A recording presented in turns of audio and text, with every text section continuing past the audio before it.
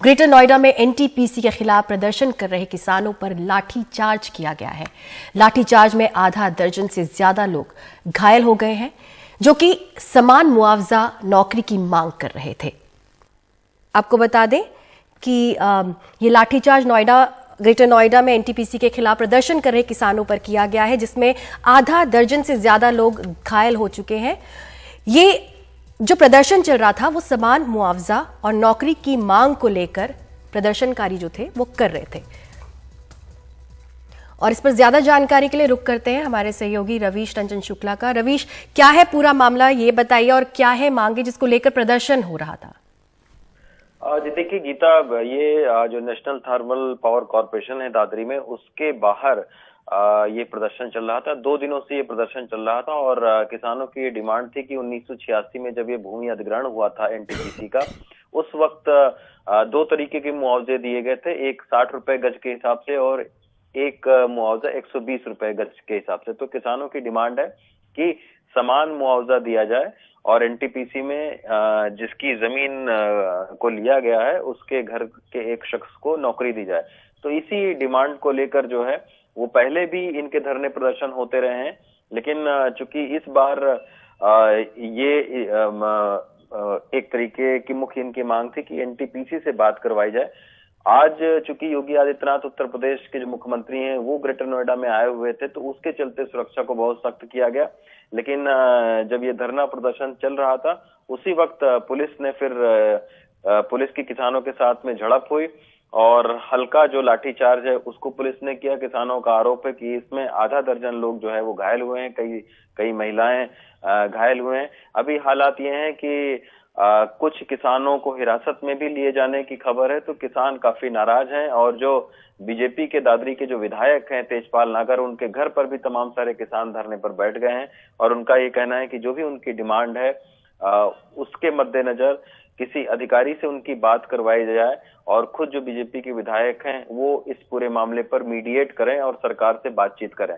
अभी फिलहाल पुलिस की ओर से ये कहा जा रहा है कि जो नेशनल थर्मल पावर कॉर्पोरेशन है उसमें किसानों ने घुसने की कोशिश की और बिजली को बाधित करने की कोशिश की, तो यही वजह रही कि पुलिस ने फिर इनको रोकने के लिए हल्का लाठीचार्ज प्रयोग किया है और अज्ञात किसानों के खिलाफ में अब मामला भी दर्ज किया जा रहा है और कुछ किसानों को हिरासत में भी लिया गया है। जी गीता। जी रवीश, जैसे कि आपने बताया कि मंगलवार को सीएम भी गौतम बुद्ध नगर में गए थे और उनके जाने के बाद हो सकता है कि ये कदम जो है वो पुलिस ने उठाया हो, लेकिन जैसे कि आपने बताया कि उनसे बातचीत करनी चाहिए थी, पहले किसानों से बातचीत करनी चाहिए थी, लेकिन सीधे लाठीचार्ज किया गया और वो भी उसमें महिलाओं को भी नहीं बख्शा गया। जी बिल्कुल, क्योंकि जो ये प्रदर्शन स्थल जो है उसमें बड़ी तादाद में महिलाएं भी धरने में भाग ले रही थी।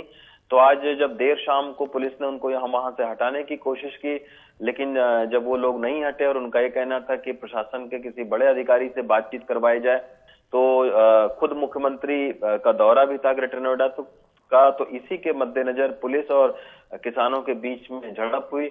पहले जो है वो वाटर कैनन का इस्तेमाल किया गया, पानी की बौछारें डाली गई, फिर भी जब किसान नहीं माने तो फिर हल्का बल प्रयोग करके उनको वहां से भगाने की कोशिश की।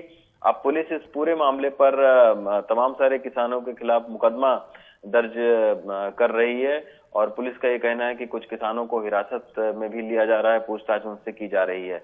अब इसमें देखना होगा क्योंकि ये धरना काफी दिनों से चल रहा था, पिछले साल भी इन लोगों ने धरना किया था, लेकिन अभी तक इस समस्या का कोई हल नहीं निकल पाया और सरकार की भी तरफ से कोई ठोस आश्वासन नहीं मिला।